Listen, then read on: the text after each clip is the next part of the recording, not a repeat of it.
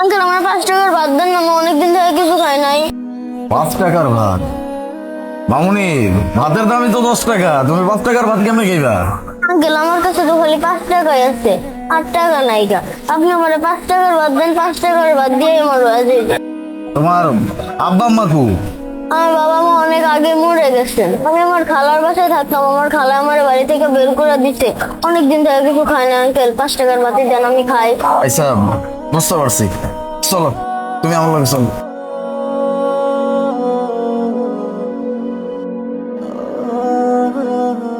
খাওন দিয়ে যাইতেছে, যেটা মন চাই এটা খাইবা, আর যদি কিছু লাগে আমারে খাইবা। হ্যাঁ, এই আরে খাওন দে।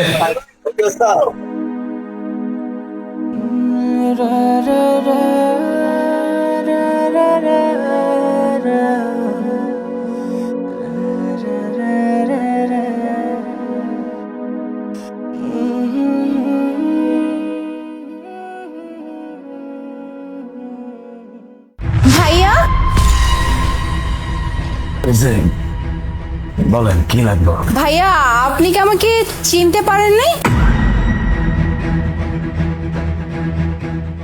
না তো।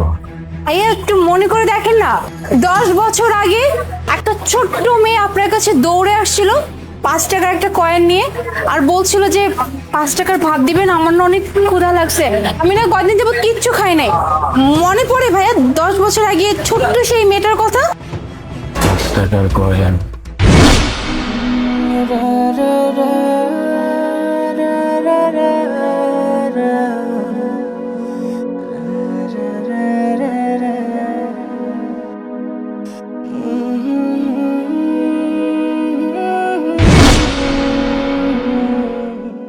মনে পড়ছে, আমার মনে পড়ছে। বাহ, তুমি তো অনেক বড় হয়ে গেছো, কত সুন্দর লাগতেছে তোমারে দেখতে। তুমি আমার হোটেলে কেন? হ্যাঁ ভাইয়া, আমি সেই ছোট্ট মেয়েটা, যে মেয়েটা আপনার কাছে 5 টাকার ভাতের জন্য আসছিল। আর এই যে ভাইয়া, আজকে যে আমার যা কিছু দেখছেন, বলতেছেন যে এত বড় হয়ে গেছি, আজকে আমি যে স্থানে আছি, আজকে আমার যা কিছু আছে, সব কিছুর জন্য শুধুমাত্র আপনি দায়ী। আপনার জন্যই আজকে আমি এই জায়গায়। আপনার কি মনে আছে, ওই দিন শুধু আপনি আমাকে 5 টাকার ভাতই খাওয়ার নাই, সাথে আমার দায়িত্ব নিয়েছিলেন। শুধু দায়িত্ব না, আমার থাকার দায়িত্ব, আমার খাওয়ার দায়িত্ব, আমার পড়াশোনার দায়িত্ব। আপনি আমাকে একটা স্কুলে ভর্তি করে দিয়েছিলেন, স্কুল, তারপরে কলেজ, আর এরপরে যখন পড়াশোনা করে আমি একটা জব পাই, আর এরপরে আমার একটা কাজের জন্য দীর্ঘ 3 বছর যাবত আমি দেশের বাইরে থাকি, আর ওখান থেকে এসে ডিরেক্ট আমি আপনার কাছে চলে আসছি। কিন্তু ভাইয়া আপনার এই অবস্থা কেন? আপনাকে তো দেখে মনে হচ্ছে আপনি বেশ অসুস্থ, আপনাকে দেখে মনে হচ্ছে আপনার শরীর অনেক কষ্ট। না না, আমার জন্য কিছু হয়নি। আমি ওই সামান্য আল্লাহরও ছিল, যা হয়েছে সব আল্লাহর ইশারায় হয়েছে, আর তোমার চেষ্টাই হয়েছে। আমার কাছে কেন জানি মনে হয়েছিল তুমি পারবা, তোমার সমস্ত স্বপ্ন তুমি পূরণ করতে পারবা। বুঝছে কি, আমারও একটা ছোট মাইয়া ছিল, অনেক শখ করে পড়াশোনা করেছে, বিদেশে পড়তেছে, বিদেশেও পড়েছে। মাইয়া এখন আমার আসছে না, আমি ফোন দিলে খালি কয় যে নাম্বারে কল ঢুকতেছে। তাই আজকে তোমার দেখে আমার খুব ভালো লাগতেছে। আমি আমি তোমার জন্য কি করতে পারছি না করতে পারছি জানি না, তো চেষ্টা করছি। ওই দিন তোমার ওই শুকনা মুখ খানা দেখা না আমার অনেক মায়া লাগছিল। এই যে হোটেলটা দেখতেছো না, এই ব্যবসা তো অনেক আগে। আমার কাছে মানুষজন আয়, খাইতে চায়, অনেকেই কয় আমার কাছে টাকা নাই, পয়সা নাই, খুব খিদা লাগছে। সবাই তো সত্যি কথা কয় না। তাই ওই ছোট্ট মাইয়াটার আমার এখনো মনে আছে। আজকে এই ছোট্ট মাইয়া যে এত বড় হয়ে গেছে আমি তো বুঝতে পারি নাই।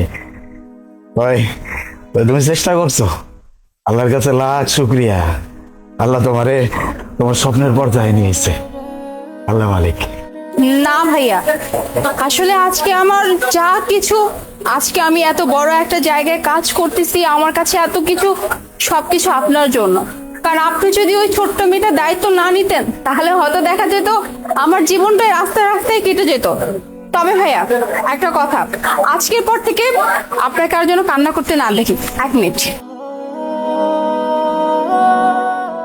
ভাইয়া, এই টাকাটা রাখুন। টাকা? ভাইয়া আপনাকে বলছি টাকাটা আগে রাখুন, তারপরে আমি সবকিছু বলছি। প্লিজ ধরুন। আমি এই টিয়া পয়সা নিতে পারব না। কি টিয়া না? ভাইয়া আপনি টাকাটা রাখুন, তারপর আমি বলছি। ভাইয়া আপনি এটা মনে করবেন না যে আপনাকে হয়তো আমি করুণা করছি বা আপনি আমাকে একদিন সাহায্য করেছিলেন তার জন্য আজকে আমি আপনাকে এতগুলো টাকা দিলাম। আসলে এই যে টাকাটা আপনাকে দিলাম না, এই টাকাটার প্রতি আপনার হক আছে। এখন আপনি এটা মনে করতেই পারেন যে আমার টাকার প্রতি আপনার কি করে হক। আর ওই যে বললাম যে আপনি আমার ভাই, আসলে এই দুনিয়াতে তো আমার কেউ নাই, না আছে মা, না আছে বাবা, আর আত্মীয় স্বজন তো থেকেও নেই। একটা খালা ছিল, সেই খালা তো ছোটবেলায় ঘর থেকে লাথি দিয়ে বের করে দিয়েছিল। এরপরে তো আপনিই সব, তাই আপনি আমার কাছে বাবা, আপনি আমার কাছে ভাই। আর আমার যা কিছু সবকিছুর উপর আপনার হক আছে, তাই আমি আপনাকে এই অল্প কিছু টাকা দিলাম। আর হ্যাঁ একটা কথা, আজকের পর থেকে এই হোটেলেও কিন্তু আপনাকে বসতে হবে না। আপনার জন্য আমি অলরেডি একটা রেস্টুরেন্ট বুক করে রেখে এসেছি। আজকের পর থেকে আপনি সেই রেস্টুরেন্টে বসবেন, কেমন? আমি খুশি হয়েছি। এই টিয়া পয়সা, রেস্টুরেন্ট সবের জন্য খুশি হই নাই। আমি খুশি হয়েছি যে আমার নিজের সন্তান হচ্ছে না নাই, কিন্তু আমি একটা ছোট মানুষকে সাহায্য করছিলাম, একটু খাওয়ান দিয়েছিলাম, মানুষটা আমার মনে রাখছে। আমি অনেক খুশি হয়েছি। আল্লাহর কাছে আমার আর চাওয়ার কিছু নাই। আর ভাইয়া আজকের পর থেকে যেন আমার ওই ভাইয়ের চোখে কোনো পানি না দেখে, তাহলে কিন্তু এই বোন কিন্তু, মনে আছে তো? আচ্ছা যাই হোক, এখন কি ভাইয়া তোমার এই হোটেলে আমাকে কি ভাত খাওয়াবে না? এই কেন আসছ রে? খাওয়ানোর ব্যবস্থা কর, মেহমান আইছে।